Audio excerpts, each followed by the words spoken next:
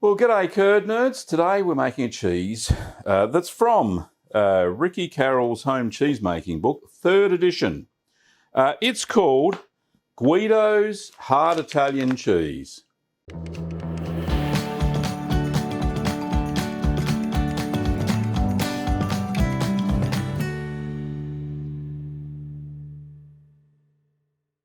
So Guido's cheese is a very simple Italian cheese. Let me just read a little bit about it.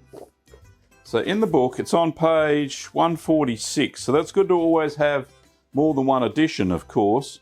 So Guido lives in, I don't know if he still does, but he lives in Collingdale, Pennsylvania, and his full name is Guido Giantini. Hopefully I said that right. And a little bit of the spiel, it says, when Guido and his American wife, Margot, moved from Italy to Pennsylvania in 1999, he discovered to his dismay that it was hard to find good Italian cheese that tasted the way it did in his home in Florence. He decided to make his own. So this recipe is based on the recipe that's in the book, which is a very simple recipe. However, there is a better one that's been transcribed and kind of updated. I printed it off. It's from the Learn to Make Cheese Facebook page, which I'm a member over there of that group. Really good interactive group. But yeah, the recipe is in the files. It's called Guido's Hard Italian Cheese. And it's kind of in metric, and some of the instructions in the Ricky Carroll's book are a little bit difficult to understand. So they've made it simple, and so I've used this, changed a little bit of the weights for pressing and some of the brining time. So yeah, there we go. So enough waffling. Let's get on and see how I made Guido's Hard Italian Cheese. So a big thank you to Inglenook Dairy for supplying the milk for this video. First of all, don't forget to sanitize all of your equipment. I boiled all the stainless steel stuff, and all the plastic stuff I sprayed with white vinegar after pouring boiling water on them.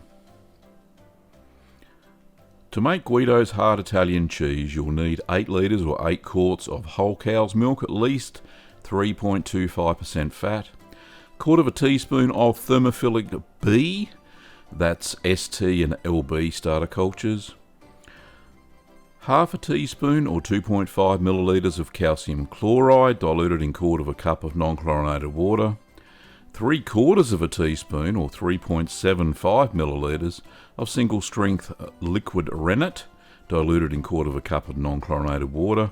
I'm using IMCU 200 strength, and an 18% brine solution.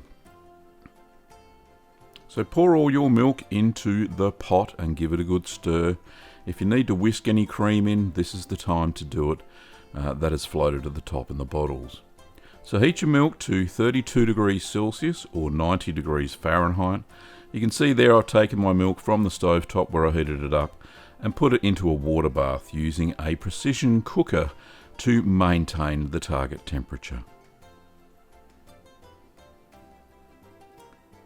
Next, we're going to add in the calcium chloride early in the make and just give that a good stir through. Calcium chloride is used to increase the calcium levels in the milk, so you get a better curd set later on when you add the rennet. Let's give that a good stir through. Now we're going to add the thermophilic starter culture. I'm adding 1/4 teaspoon there. However, the sachet stated that you can use up to 10 litres of milk for 1 sachet of the thermophilic B. This is a brand that I stock in our store from the Culture Cupboard.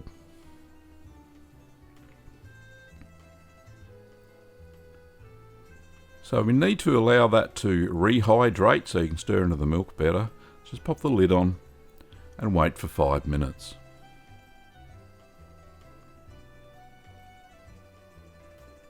So 5 minutes later, we stir the culture into the milk.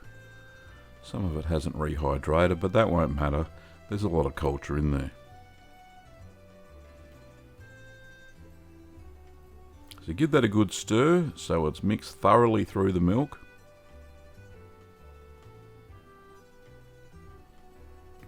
And just check the target temperature. If you're using a precision cooker, it shouldn't change very much at all. So pop the lid on, and we're going to allow that to ripen for the very small time of 10 minutes. Not much acidification. So after the 10 minutes, we're going to give that a brief stir to put the cream back in, remembering I'm using unhomogenized milk, cream-lined milk. If you're using pasteurized, homogenized milk, you probably won't need to stir it as often as I do. So once the cream's incorporated back into the milk again, it's time to add the rennet. So make sure that when you're pouring the rennet in, you're stirring the milk all the time. But then stir for no more than 1 minute because it works fast. So pop the lid back on. I'm going to allow that to set for 15 minutes because we're using a fair bit of rennet. Now check for a clean break. Now I thought that was quite sloppy, that clean break there, so I decided to wait for another 10 minutes. Just to let it firm up a little bit.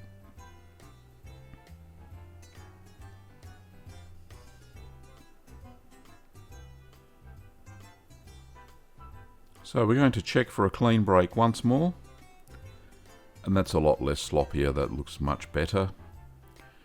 And we're going to cut the curds into 0.6 centimetre or 6 millimetre or 1/4 of an inch columns. Now I'm not cutting them horizontally, just the vertical cuts at this stage because I can't get them that small.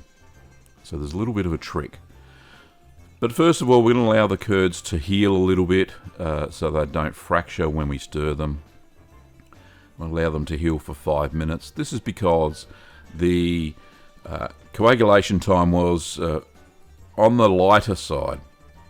So we're going to use a whisk now to stir the curds for 40 minutes whilst increasing the heat to 49 degrees Celsius or 120 Fahrenheit. I find that by turning the sous vide or the precision cooker to the temperature you want straight away, it takes about that amount of time for it to get to that temperature. So with the whisk, I'm just stabbing it up and down at the moment, and that's basically cutting the curds into the desired size. And just gently stirring. So I decided to stir for about 40 minutes to get to a very small curd size.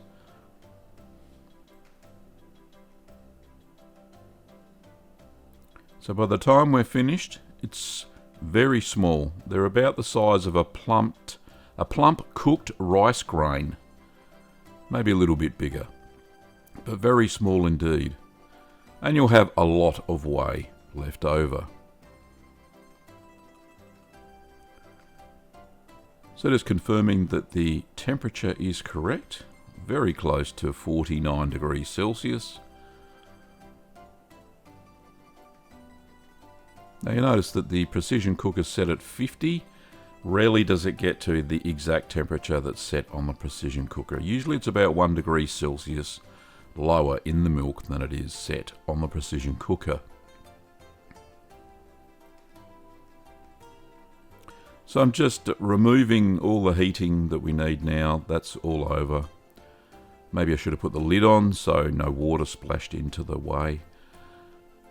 But we pull the plug out now. So the water bath is no longer necessary during this cheese making process. So that's all drained away. Now the curds are fairly hot. Like I said, they're 49 degrees Celsius. Which is probably a little bit hotter than you get out of the hot water tap in your home. Now just leaving that there for a second, and you can see that I've got a cheesecloth lined medium basket, and we've lined that with a loose cheesecloth. So this is a medium to large basket. Takes about 1 kilo of or 2 pounds of curds. So I'm just stretching the cheesecloth there so there's no wrinkles in the side of the cheese once it's pressed, and then we take it over to the pressing area. I'm just spraying white vinegar on my hands there to avoid any yeasts or molds, even though I did wash them with soapy water. So I'm going to fold over one side of the cloth and we're going to put the follower on top.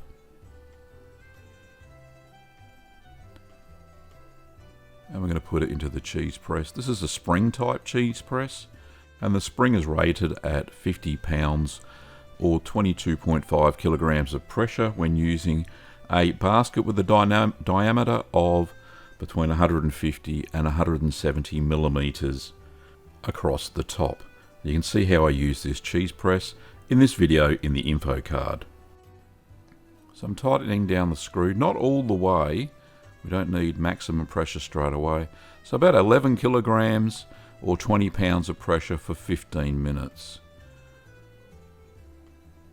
That'll help drain some of the whey out and not entirely close up the rind of the cheese, because you don't want it fully closed at this early stage or the cheese will retain too much moisture. So remove that from the press, turn the cheese and redress. Not quite fully closed rind at the moment. Pop it back into the mould, fold the cloth over again, pop the follower on top and press away. Now we're going to press at 11 kilograms or 20 pounds for 15 minutes again. We'll have to do this pressing and flipping procedure for a few times to get the cheese to consolidate well. So remove from the press, turn and redress. And the rind's starting to come together now. Pop it back in the mould, put a bit of cloth over and press again. So same pressure, but this time for 30 minutes.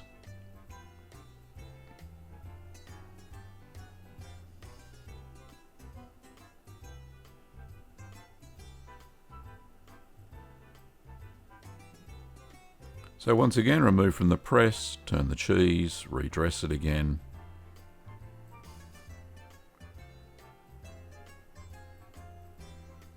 And you can see the cheese is coming together very well. Fold the cloth over, pop the follower on top and press at the same pressure again, 11 kilograms or 20 pounds for 1 hour this time.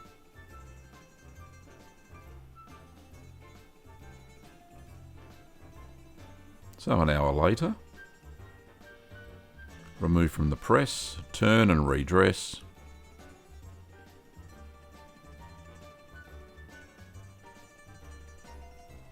And there's a good rind on the cheese now.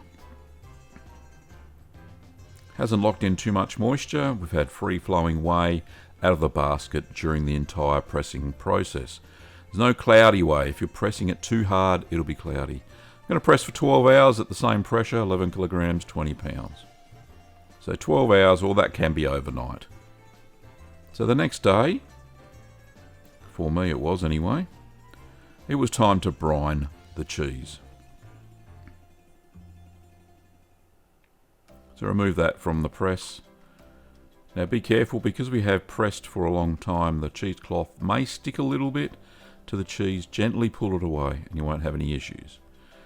So I've got an 18% brine solution. You can see how to make this in the info card now. So plonk your cheese in there. You don't need this fancy little bowl that I've got. Any plastic container will do.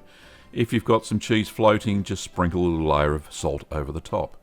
So we're going to brine that for 12 hours, which is quite a long time. It's going to be a salty sort of cheese.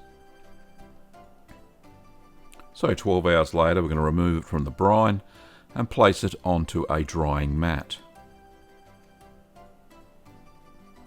Now I did turn it once during the 12-hour brining session, just to make sure it had even salt absorption.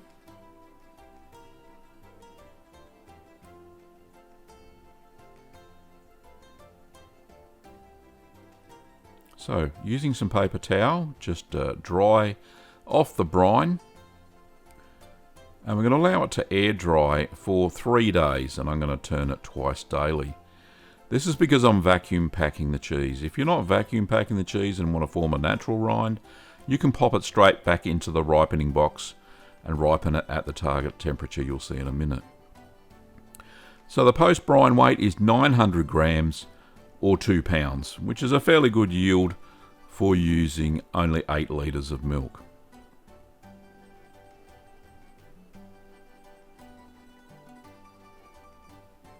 So after about 3 days it took to air dry for mine, I'm going to vacuum pack the cheese. I'm just using a Food Saver brand by Sunbeam, no affiliation or anything. I'm double sealing it. I find that sometimes a little bit of air seeps into the bag.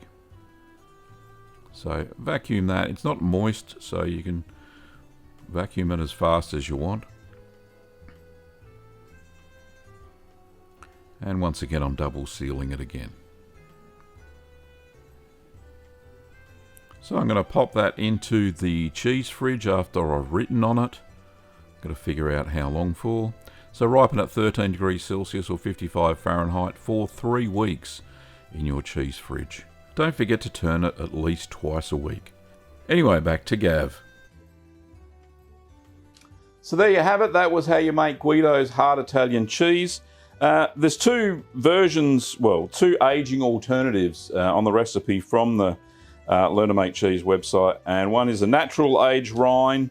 Now I found that it's a very small cheese, so if we naturally age this, it's going to tend to dry out really quickly. But what I did was vacuum packed it, so I let it air dry for about 3 days, as you've seen in the video, and now I vacuum packed it, and in 3 weeks it is going to be ready to eat. So how good's that? A nice 3 week table cheese. And yeah, so I am going to do a taste test in 3 weeks' time, and we're going to try the Guido's hard Italian cheese. I dare say, look, from the cheese making experience, it was very simple. And there weren't too many steps, not a long ripening time.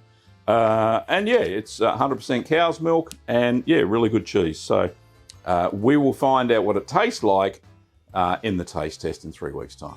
So thanks for watching, Curd Nerds. If you enjoyed the video, don't forget to give it a like, a thumbs up.